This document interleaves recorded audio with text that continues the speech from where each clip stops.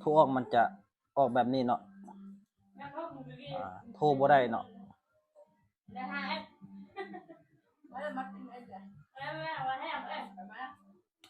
นี่มันบอกมันโทรออกบ่ได้เนาะวิธีแก้ก็คือ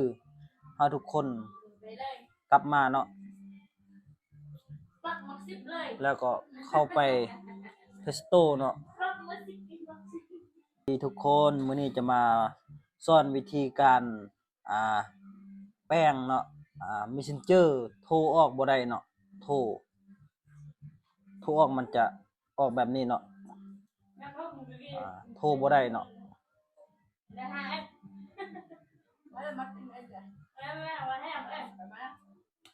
นี่มันบอก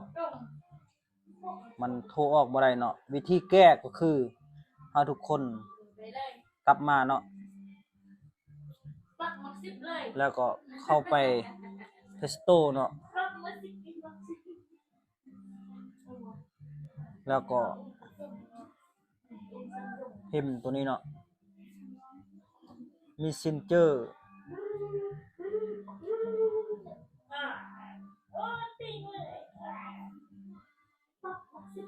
ตัวนี้เนาะทำการอัปเดตมันก่อน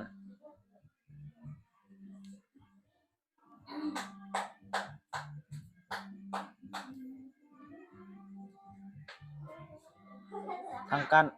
ำการอัปเดตแอปก่อนเนาะพี่น้อง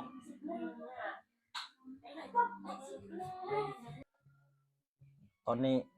กำลังอัปเดตเนาะกำลังติดตั้งMessenger เนาะ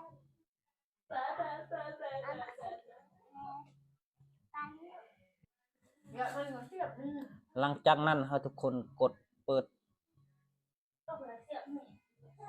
กดโทร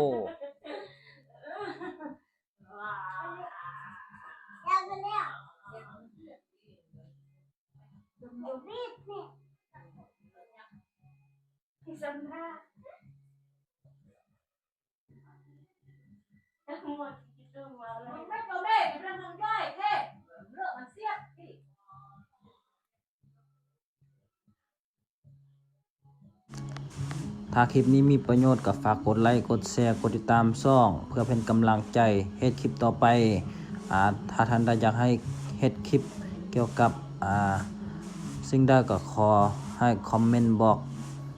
เดี๋ยวเราจะหาข้อมูลใหม่ๆมาบอกทาง FC ที่ติดตามช่องเฮา